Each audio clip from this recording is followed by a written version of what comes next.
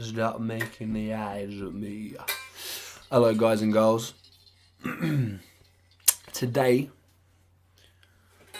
I'm going to be reading a review of the Arctic Monkeys' first album, Whatever People Say I Am, That's What I'm Not, which I wrote 2 years ago.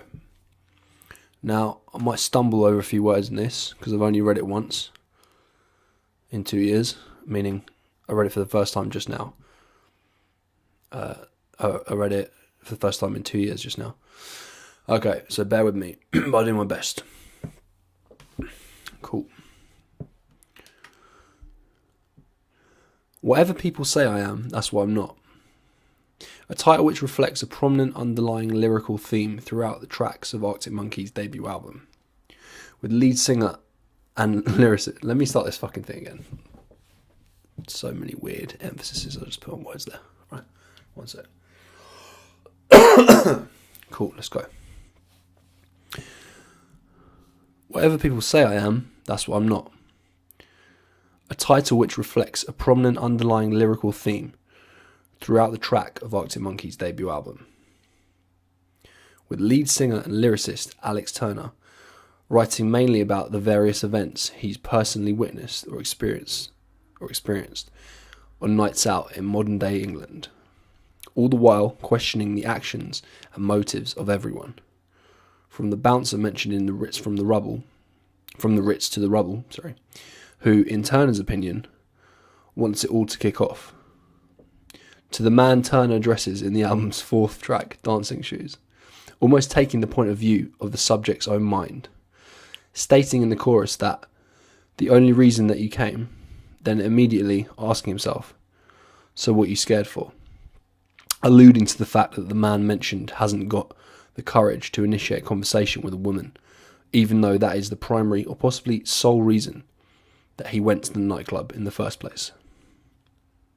This observational standpoint makes me feel, personally, that the album title could just as easily be called Whatever You Say You Are, I Know That's What You're Not. Now I'll motherfucking get into it. Okay. The opening track of the album, A View from the Afternoon, immediately sets the tone for the songs which are to follow. Its high-tempo drums and unapologetically loud guitars exuding a frantic energy from the off. An energy which is consistent throughout the album, albeit in more relaxed and refined forms, with respect to particular songs. The lyrical content, too, is a view of things to come, with Turner referring to the subject drunkenly texting a woman, a seemingly reoccurring habit of his, and her showing indifference to his advances. And she won't be surprised, and she won't be shocked when she's pressed to start after she's pressed unlock.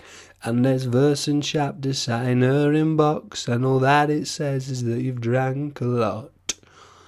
Track 2 kicks off in much the same way, musically at least, with the now unmistakable short and sharp two-note dudum of I Bet You Look Good on the Dance Floor, grabbing the listener by the ear and making them pay attention. Rock is the genre I would use to describe the Monkees' sound, but the album also has elements of ska with high-end, cleaner tone, offbeat guitars. This is another thing which makes this album special.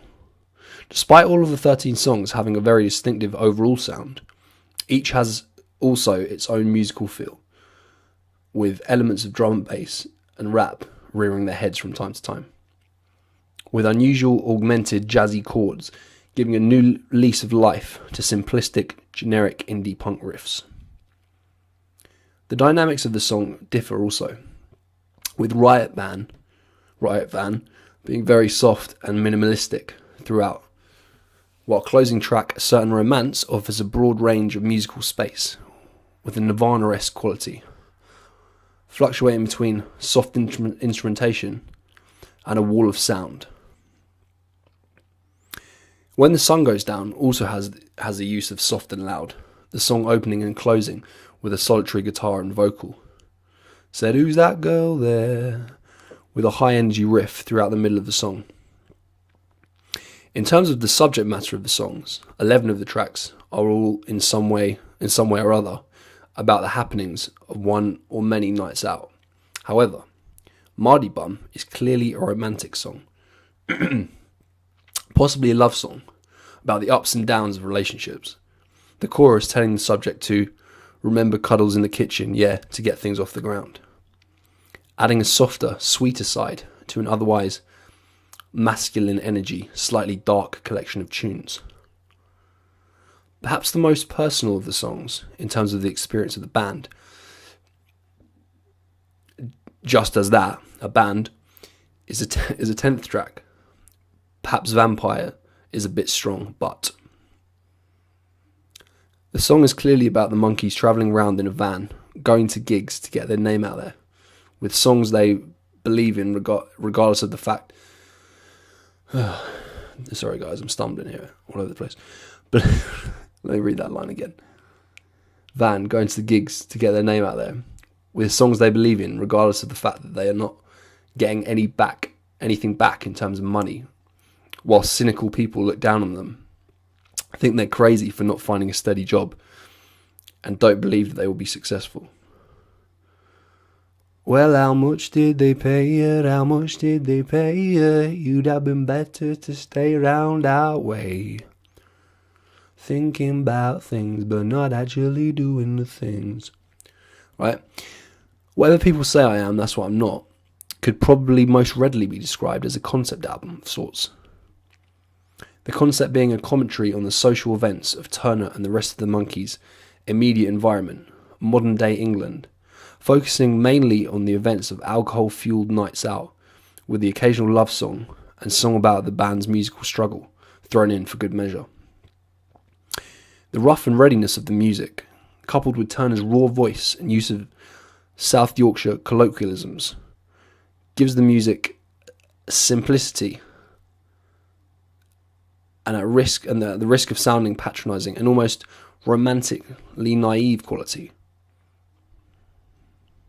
I should have put, sorry about that guys, what I should have put 2 years ago when I wrote this fucking thing. Now I'm actually checking it. I should have put Turner's raw voice and use of South Yorkshire colloquialisms give the music a simplistic and at risk of sounding patronising and almost romantically naive quality, comparable to that of the Libertines, in a very good way, I hasten to add. That said, at their core, the Arctics are far from naive, and Turner's extremely perceptive perspective on life and his clever lyricism and sophisticated lexis is of a level of maturity of someone far beyond his then 19 years. The same is true of the rest of the band. Same is true of the rest of the band's musical ability. Despite the music's simplistic element, it also has a side to it that is absolutely unique and mature. These ingredients come together to create a masterpiece of an album, which makes the musical world sit up and pay attention, almost as if the boys are saying, "Hey world, we've got something to say, and it's fucking good, and it's fucking important, and this is just the beginning. We've got loads more to come." If I had to describe this album in one word, it would be genius. And the natural talent that created this album is a rare one that makes the Arctic Monkeys one of the most popular rock bands around today. Cheers, guys. Next time. Bye-bye.